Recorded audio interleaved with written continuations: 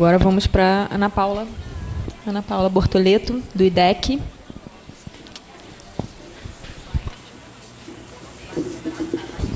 Olha, eu tô com medo desse negócio.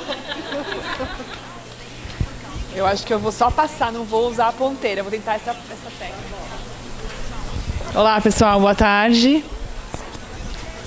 Agradeço o convite mais uma vez por participar desse seminário tão rico, tão diversificado. Estou aqui com vontade já de discutir as outras falas, ao invés de fazer a minha, mas eu vou fazer a minha, depois a gente conversa mais. Tive uma encomenda para falar um pouco para vocês sobre a perspectiva do consumidor, e direito do consumidor está relacionado a esses temas, né?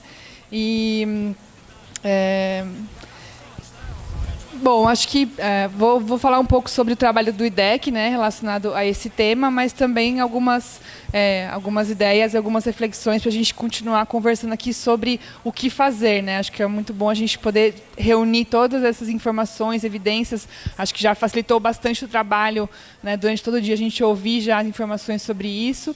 Minha tarefa aqui ficou um pouco mais fácil de trazer mais essas reflexões. E espero que a gente continue aí, chegar ao final do evento, tenha contribuições importantes para a gente pensar daqui para frente. Bom, primeiro eu sempre coloco nas minhas apresentações uma declaração relacionada às fontes de financiamento que o IDEC tem atualmente, para dizer da onde a gente fala, né, da onde que a gente vem desenvolvendo o nosso trabalho, e aí são essas 3 organizações hoje que financiam projetos na área de alimentação lá no IDEC. E eu também continuo participando do grupo de pesquisas onde eu fiz o doutorado, né, lá na USP, que quando dá, nos poucos tempos livres, eu continuo acompanhando as pesquisas desenvolvidas pelo Nupens. Só para vocês também se situarem, né, o IDEC é uma ONG, vai fazer 30 anos agora, em julho desse ano. É uma organização sem fins lucrativos e independente. Independente porque o IDEC não cede nenhum tipo de recurso de nenhuma empresa, nem de partidos políticos, para garantir que a gente possa atuar de uma forma a defender os interesses coletivos com total independência política e econômica. E hoje o trabalho do IDEC é mantido principalmente por associados, que são pessoas físicas, que contribuem mensalmente com o nosso trabalho. Essa é a maior fonte de renda. E o restante é complementado por meio de projetos como aqueles que eu mencionei, financiados por aquelas organizações, aqueles são só da área de alimentos. A missão principal do IDEC é promover a educação, a conscientização, a defesa do direito do consumidor e a ética nas relações de consumo, com total independência política e econômica. Considerando esse tema muito amplo, né, de defesa do consumidor, o IDEC foca a sua atuação em 5 grandes temas, que incluem telecomunicações, direitos digitais, mobilidade urbana e consumo sustentável, serviços de educação financeira, assistência à saúde, com um foco específico grande em relação à saúde suplementar, né, e alimentação saudável e sustentável, que eu sou responsável por esse tema, né, o programa que a gente chama. E o objetivo estratégico do Programa de Alimentação Saudável do IDEC é mobilizar e sensibilizar os consumidores para adotar padrões alimentares mais saudáveis, pressionar o governo e fortalecer o papel regulador do Estado, induzindo melhores práticas no mercado e com foco, atualmente, na prevenção da obesidade e outras doenças crônicas não transmissíveis. Em relação aos desafios que a gente enfrenta hoje, relacionados ao sistema alimentar, acho que a gente já falou bastante hoje, e eu já me arrisquei a não trazer muito, porque eu já imaginei que outras pessoas iriam falar. Então, é só para trazer aqui esse quadro muito conhecido que mostra como a concentração hoje da produção de alimentos no mundo todo está focada em apenas poucas empresas que detêm a patente das sementes, como a gente já falou hoje aqui, e que também detêm as marcas que são dos produtos que estão disponíveis hoje nos supermercados, na maior parte do mundo. E essa concentração muito grande de poucas empresas que detêm a maior parte do mercado faz com que os desafios para a gente melhorar o sistema alimentar acabe ficando muito em função de como atuar para que o poder dessas empresas seja regulado e que não interfira, não esteja acima dos interesses da saúde pública. E como a gente já falou também aqui hoje, eu vou reforçar um pouco mais aqui na perspectiva do consumidor, esses desafios estão relacionados à vulnerabilidade do consumidor, né? O consumidor hoje depende do que a empresa fala para ele em relação ao que ele vai consumir. Se ele não tiver essa informação, ele não tem como tomar uma decisão de fato consciente ter uma autonomia em relação a essa escolha. Mas, apesar dessa vulnerabilidade, ainda tem muita falta de informação clara e precisa sobre as informações dos alimentos, sobre a origem dos alimentos. Existem legislações, né, vou falar sobre isso, mas pouco se sabe e pouco... acho que a gente já está se valorizando cada vez mais, mas se valoriza pouco ainda a rastreabilidade, né, a informação para você saber de onde vem e valorizar a produção local, a produção de agricultura familiar, a produção de alimentos que é feita de uma forma mais sustentável. Aliado a tudo isso, vem também o papel aí desinformador de grande parte da mídia, que acaba trazendo informações, de certa forma, enviesada e olhando só num ponto de vista, né, o que acaba dificultando que as pessoas tenham acesso a toda a história, né? Você acaba ouvindo pedaços e recortes e acaba se restringindo a informações que não necessariamente, de fato, trazem um panorama geral sobre o que está acontecendo. Eu vou citar aqui alguns exemplos do que aconteceu em relação à Operação Carne Fraca. Mas, considerando esses desafios, né, a gente, no IDEC, trabalha... e junto com outras organizações, né, como a gente já falou aqui na Aliança, em defesa de direitos sociais garantidos já na Constituição brasileira, e a gente também tem uma importante lei federal, que é o Código de Defesa do Consumidor, que traz princípios que prevêem essa vulnerabilidade do consumidor. E considerando o consumidor ser mais vulnerável, a lei federal, esse código, ele prevê uma série de proteções para que o consumidor possa ser respeitado e valorizado nessas relações de consumo. Um desses direitos importantes é o direito à informação. O Código prevê, desde 1990, o direito à informação clara e precisa sobre todos os produtos disponíveis no mercado, incluindo informação sobre quantidade, sobre preço, sobre procedência e também sobre os riscos que esses produtos possam oferecer ao consumidor. Isso já está na lei, né? E a gente tem mecanismos de cobrar para que essa lei seja cumprida. Sabemos que ainda não é, mas esse e outros direitos do consumidor são fundamentais nesse momento de se questionar o papel regulador do Estado em fazer garantir que esses direitos sejam cumpridos.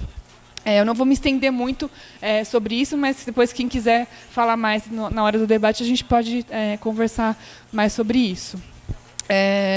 Considerando esse arcabouço legal, a gente também, a defesa do consumidor, né, não apenas do IDEC, mas todas as organizações sociais, o sistema de defesa do consumidor, já tem uma preocupação histórica muito grande em relação à qualidade, ao risco dos alimentos, e sempre uma perspectiva que foi falado aqui, focado em parte sobre o biológico, e isso foi meio que evoluindo ao longo do tempo para se olhar para essa qualidade, esse risco do alimento de uma forma mais abrangente.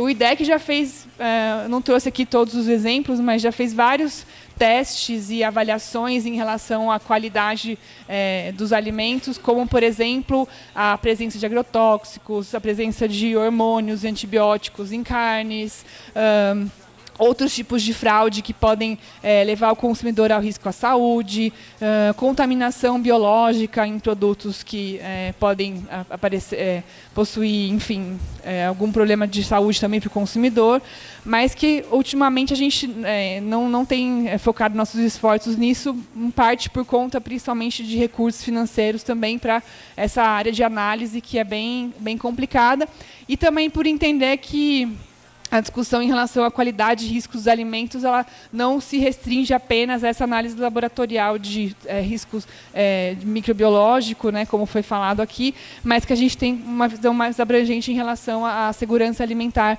dos alimentos. E aí, só resgatando aqui que o IDEC já participou de algumas pesquisas em relação o controle da origem da carne, né, saber o que se pede, o mínimo de informação para saber da onde vem essa carne, aonde essa carne foi produzida, de que forma ela foi produzida. Informações básicas como essa são de difícil acesso para o consumidor e que acabam restringindo o nosso direito de saber e de conseguir ter uma autonomia em relação às nossas escolhas. Então, só relembrando aqui algumas pesquisas que estão disponíveis, assim como outras já foram apresentadas aqui no seminário. E também acompanhamos, fizemos uma pesquisa junto com a Repórter Brasil para alertar os consumidores e pressionar os frigoríficos e supermercados que se comprometessem a fornecer apenas a carne de origem legal, né? A gente sabe que ainda, como a gente já viu aqui hoje, esse é um grande desafio a ser trabalhado para que a gente consiga ter uma produção de carne que não aflige essas questões que são ilegais, inclusive, né? Bom, mas aí em relação à carne fraca, né, o que aconteceu? Desde o dia 17 de março, que foi quando essa operação foi deflagrada, a gente começou a acompanhar as informações do que estava acontecendo para identificar o que se sabia, quais eram os elementos que estavam disponíveis para conseguir olhar sobre esse problema da perspectiva do consumidor. Analisando as primeiras informações, a gente viu que não se sabia muito, sabia alguns nomes de frigoríficos que são bem distantes do que as pessoas estão acostumadas a ouvir, né? Nem todo mundo relaciona o nome das grandes marcas como BRF, a JBS, às marcas que elas representam, né? Então isso dificulta ainda mais essa aproximação. Mas a gente viu que, pelas informações disponíveis, existia claramente uma associação de um risco ao consumidor relacionado aos alimentos ultraprocessados. Porque a gente viu que a possibilidade de ter fraude, de ter adição de pedaços de carne que não eram adequados, ou até mesmo carne estragada, carne contaminada, era maior, pelo que a gente estava observando dos relatos, né, das gravações telefônicas, nos ultraprocessados. Então, naquele momento, eu consultei o pessoal do jurídico. O jurídico não vai poder se manifestar agora, não temos informações. Então, vamos falar para o consumidor, né, alguma orientação.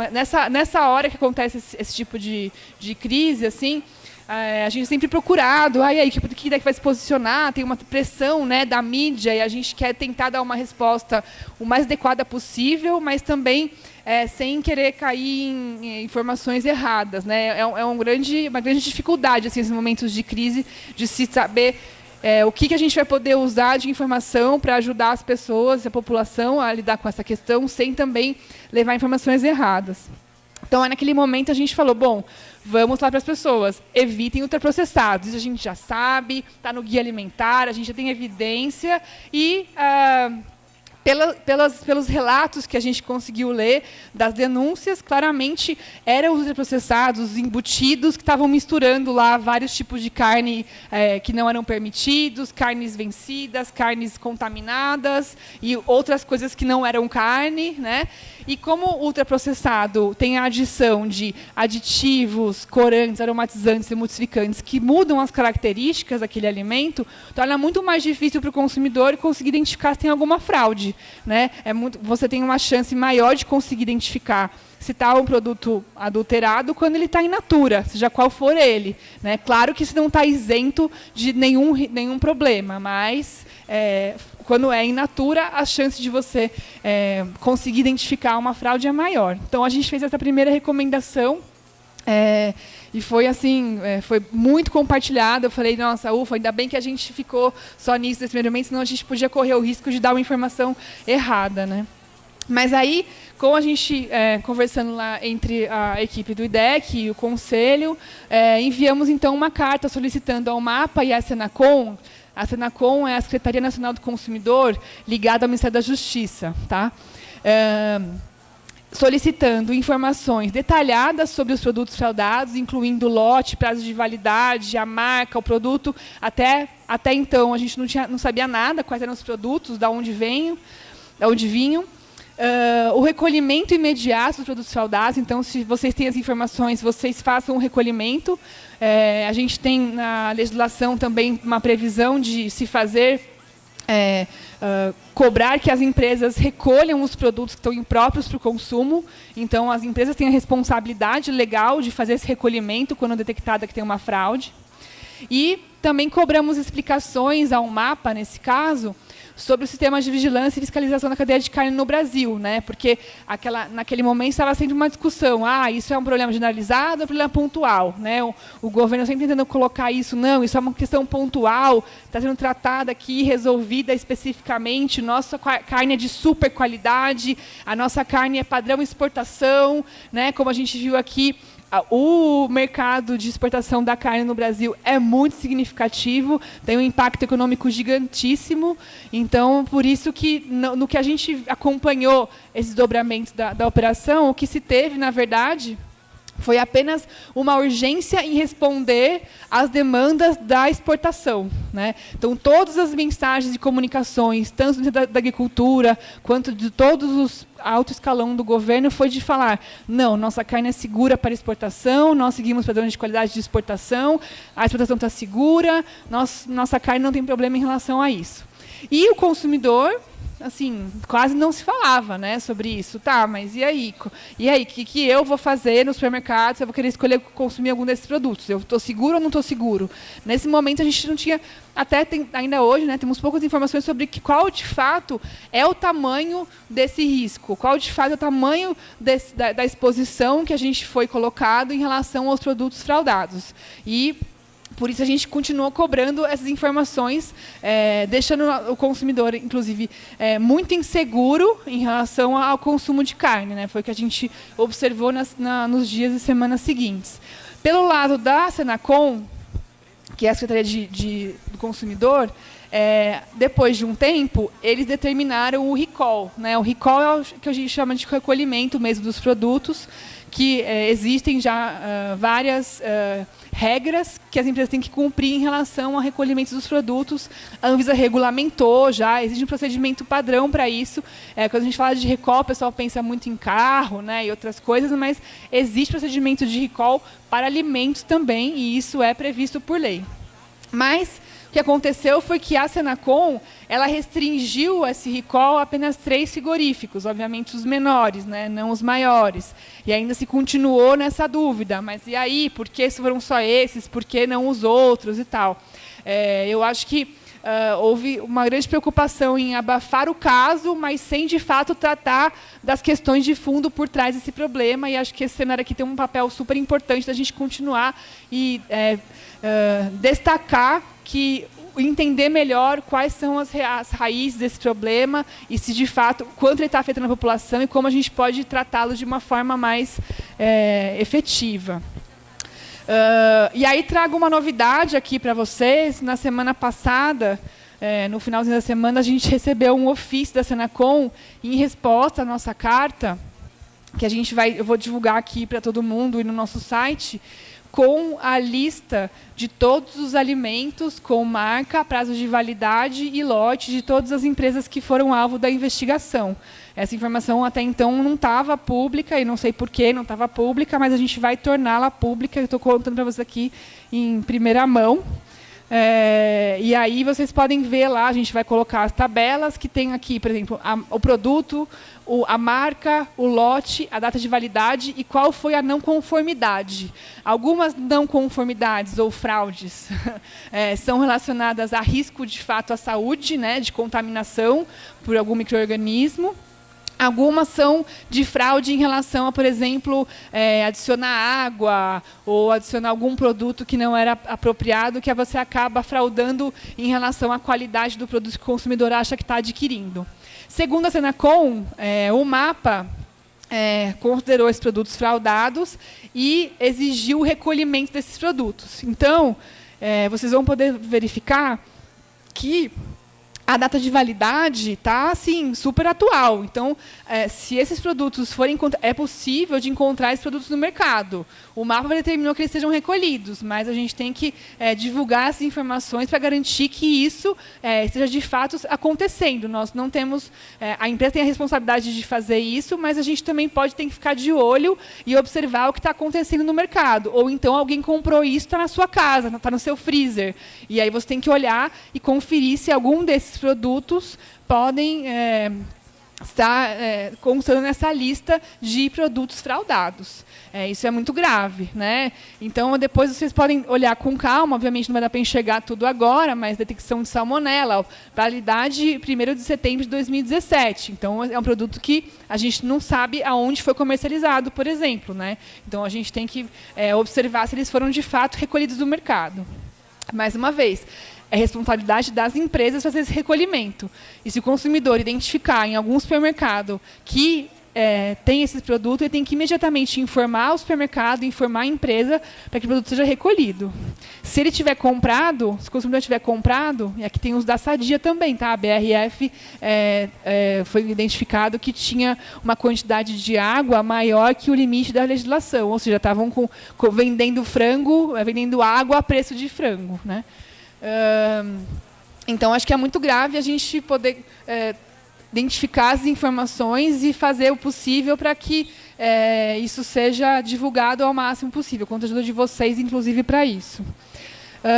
Por fim, a gente sabe que ainda continua essa questão de um está fazendo recall, não está, essas dúvidas sobre o que de fato está acontecendo, é uma insegurança muito grande e os mecanismos de controle social em relação a isso também não são estabelecidos. Como a gente já falou aqui, o MAPA é um órgão que realmente é muito fechado à participação social.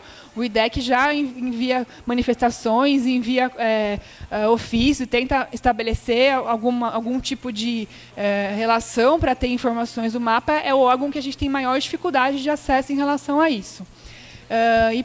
Tenho mais alguns minutinhos ainda, né? Tá. Eu queria contar para vocês também mais um precedente importante que a gente teve agora no mês de março, relacionado à fiscalização da presença de hormônios em carnes. Em março de 2017, foi encerrada a primeira ação civil pública do IDEC, que foi iniciada em 1988. Tá?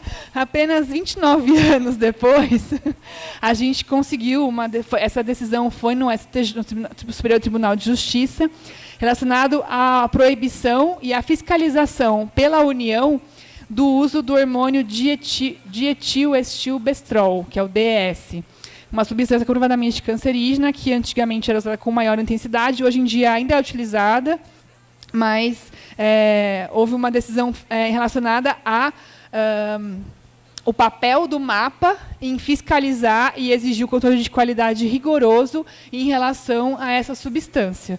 Então, na verdade, é um precedente importante mostrando que o MAPA tem esse papel de fazer essa fiscalização e, se não fizer, vai ser punido na justiça por conta disso.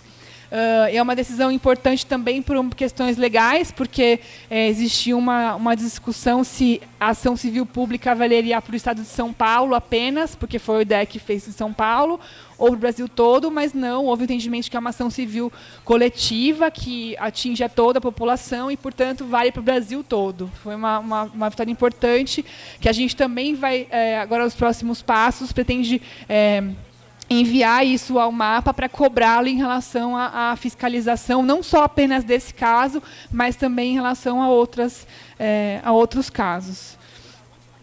E, por fim, acho que a ideia é continuar esse trabalho de vigilância, né, da parte da sociedade civil em relação a cobrar explicações, informações e denunciar o que está acontecendo. Achei muito interessante a ideia do professor André aqui, em relação a gente unificar aí a regulação de alimentos. Acho que talvez seja um caminho importante a gente discutir. Realmente, essa fragmentação da regulação de alimentos favorece apenas as indústrias, porque as grandes indústrias de alimentos que eu estou falando, porque elas têm poder e recursos financeiros para estar em todos os espaços de decisão, influenciando todos os atores, todas as gerências, todos os processos de construção da lei, de fiscalização, etc., eles estão em todos os lugares. Né? A sociedade civil, por mais organizada e fortalecida que esteja, não vai ser capaz de fazer esse controle social de uma forma efetiva se a gente não tiver mecanismos de regulação de alimentos que facilitem esse processo. Né? Então, acho que é uma ideia interessante a gente pensar. E aí, continuar acompanhando em relação também à defesa do consumidor. Acho que a gente se esquece, muitas vezes, que a defesa do consumidor tem um papel importante nesse processo de cobrar que os órgãos fiscalizadores protejam os consumidores. A gente tem que usar esse recurso a nosso favor. O Ministério da Justiça é responsável e tem que ser responsabilizado em todos esses processos. A gente tem que avaliar o ressarcimento de consumidores se sentirem lesados também, né? A gente não sabe ainda o que de fato aconteceu, mas de uma forma individual, mas isso é possível também que aconteça e a gente tem previsão legal para fazer isso. E aí a gente pensar, né? Esse sistema alimentar brasileiro hoje está organizado para defender quais são esses interesses, né? A gente vê hoje claramente quais são e como a gente pode avançar para que essa balança aí seja mais equilibrada e favoreça um sistema alimentar que, de fato, seja mais sustentável, mais saudável e que proteja e garanta o direito humano à alimentação de uma forma mais abrangente do que a gente tem hoje e não coloque a população em risco, como é o que vem acontecendo ultimamente. Acabei, gente. Muito obrigada.